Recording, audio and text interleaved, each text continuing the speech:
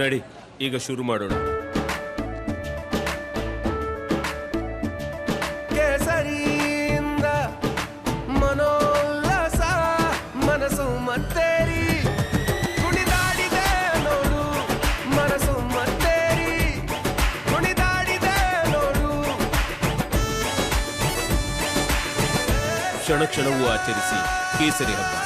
ವಿಮಲ್ ಬಾಯಲ್ಲಿ ಹೇಳಿ ಕೇಸರಿ.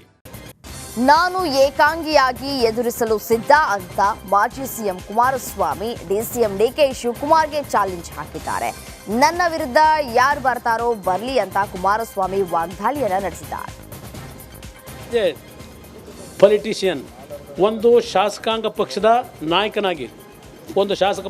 ನಾಯಕನಾಗಿ ಜನಪ್ರತಿನಿಧಿಯಾಗಿ ನನ್ನ ಜವಾಬ್ದಾರಿಯನ್ನು ಯಾವ ರೀತಿ ನಿರ್ವಹಿಸಬೇಕು, ಏಕಾಂಗಿ ಎದುರಿಸಿ ಸಿದ್ಧ ಇದ್ದೇನೆ.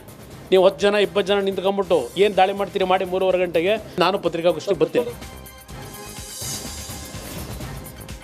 ಕಾಂಗ್ರೆಸ್ ಸಂತ್ರಸ್ತರ ವಿಡಿಯೋ ಪ್ರದರ್ಶನ ಮಾಡಿ ಈಗ ಆರ್ಥಿಕ ಸಹಾಯ ಅನ್ನೋ ನಾಟಕ ಆಡ್ತಾ ಇದೆ. ಹೀಗ್ಯಾಕೆ ಅನುಕಂಪ ನಿಮ್ಮ ಯೋಗ್ಯತೆಗೆ ಅಂತ ಕಾಂಗ್ರೆಸ್ ನಾಯಕರ ವಿರುದ್ಧ ಮಾಜಿ ಸಿಎಂ ಕುಮಾರಸ್ವಾಮಿ ಕಿಡಿಕಾರಿದ್ದಾರೆ. ಸರ್, ಈ ಸಂತ್ರಸ್ತೆಯರಿಗೆ ಕಾಂಗ್ರೆಸ್ ಪಕ್ಷದಿಂದ ಪರಿಹಾರ ಕೊಡ್ತಾರಂತೆ ಸರ್.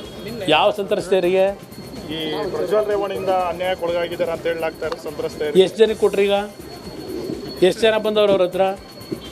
ಆ ಸಂತ್ರಸ್ತೆಯರಂತೂ ಈಗ ಪಾಪ ಅವ್ರ ಮೇಲೆ ಅನುಕಂಪ ತೋರಿಸ್ತಿದ್ದೀರಲ್ಲಪ್ಪ.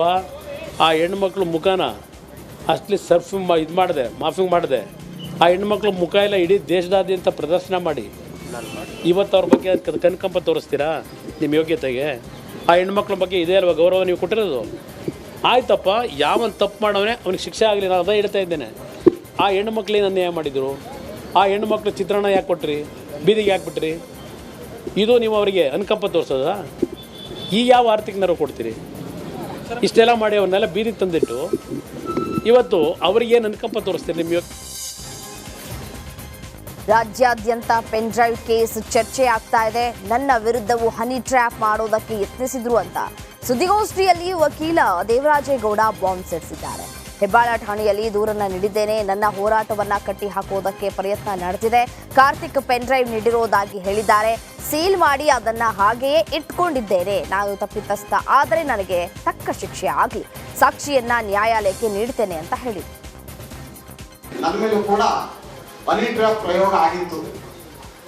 ನನ್ನ ಮೇಲೆ ಈ ಸಂದರ್ಭದಲ್ಲಿ ಹನಿ ಟ್ರ್ಯಾಪ್ ಪ್ರಯೋಗ ಆದಾಗ ನಾನು ಆಕೆಯನ್ನು ಬಂಧಿಸಬೇಕು ಅಂತೇಳಿ ವಿಡಿಯೋ ಕಾಲ್ ಮಾಡಿ ಅಶ್ಲೀಲ ವಿಡಿಯೋ ಕಾಲ್ ಮಾಡಿ ಬೆತ್ತಲೆ ವಿಡಿಯೋವನ್ನು ಮಾಡಿ ನನಗೆ ಟ್ರ್ಯಾಪ್ ಮಾಡಕ್ಕೆ ಪ್ರಯತ್ನ ಪಟ್ಟರು.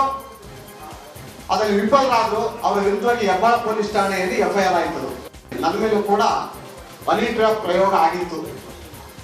ನನ್ನ ಮೇಲೆ ಈ ಸಂದರ್ಭದಲ್ಲಿ ಹನಿ ಟ್ರ್ಯಾಪ್ ಪ್ರಯೋಗ ಆದಾಗ ನಾನು ಆಕೆಯನ್ನು ಬಂಧಿಸಬೇಕು ಅಂತೇಳಿ ವಿಡಿಯೋ ಕಾಲ್ ಮಾಡಿ ಅಶ್ಲೀಲ ವಿಡಿಯೋ ಕಾಲ್ ಮಾಡಿ ಬೆತ್ತಲೆ ವಿಡಿಯೋವನ್ನು ಮಾಡಿ ನನಗೆ ಟ್ರ್ಯಾಪ್ ಮಾಡಕ್ಕೆ ಪ್ರಯತ್ನ ಪಟ್ಟರು. ಅದರಲ್ಲಿ ವಿಫಲರಾದ್ರು. ಅವರ ವಿರುದ್ಧವಾಗಿ ಹೆಬ್ಬಾಳ ಪೊಲೀಸ್ ಠಾಣೆ. ಪೆನ್ ಡ್ರೈವ್ ಕುರಿತು ಡಿಸಿಎಂ ಡಿಕೆ ಶಿವಕುಮಾರ್ಗೆ ಚರ್ಚೆಗೆ ಆಹ್ವಾನಿಸ್ತೇನೆ ಅಂತ ವಕೀಲ ದೇವರಾಜೇಗೌಡ ಸವಾಲ್ ಹಾಕಿದ್ದಾರೆ. ವಿಧಾನಸೌಧ ಹೈಕೋರ್ಟ್ ಮಧ್ಯೆ ಚರ್ಚೆ ಮಾಡೋಣ, ಮುಕ್ತವಾಗಿ ಚರ್ಚಿಸೋಣ ಬನ್ನಿ ಅಂತ ಸವಾಲ್ ಹಾಕಿದ್ರು. ಕ್ರಿಮಿನಲ್ ಕೇಸ್ ಹಾಕೋದಕ್ಕೆ ತೀರ್ಮಾನ ಮಾಡಿದ್ದೇವೆ, ಕೋರ್ಟ್ನಲ್ಲಿ ಕ್ರಿಮಿನಲ್ ಕೇಸ್ ಹಾಕ್ತೇವೆ ಅಂತ ಹೇಳಿದ್ರು. ಮಾನ್ಯ ಡಿಕೆ ಶಿವಕುಮಾರ್ ಜಿ ಅವರು ಕೂಡ ಮೊನ್ನೆ ಒಂದು ಪ್ರೆಸ್ ಮೀಟ್ ಅನ್ನ ಒಂದು ಬೈಟ್ ಕೊಟ್ಟರು. ಅಲ್ಲಿ ದೇವರಾಜೇಗೌಡ ಬರೀ ಸುಳ್ಳುಗಾರ, ಅವನವರ ಹಿಂದೆ ಬರೀ ಬ್ಲಾಕ್ ಮೇಲ್ ಮಾಡ್ತಾನೆ ಅಲ್ಲಿ. ಆಮೇಲೆ ಅವರ ಎಲ್ಲಾ ಜಿಲ್ಲಾ ಮಟ್ಟದಲ್ಲಿ ತಾಲೂಕು ಮಟ್ಟಕ್ಕೆಲ್ಲ ಎಲ್ಲರಿಗೂ ಸಂದೇಶ ಕೊಟ್ಟರು ಪ್ರತಿಭಟನೆ ಮಾಡಿ ಅಂತೇಳಿ.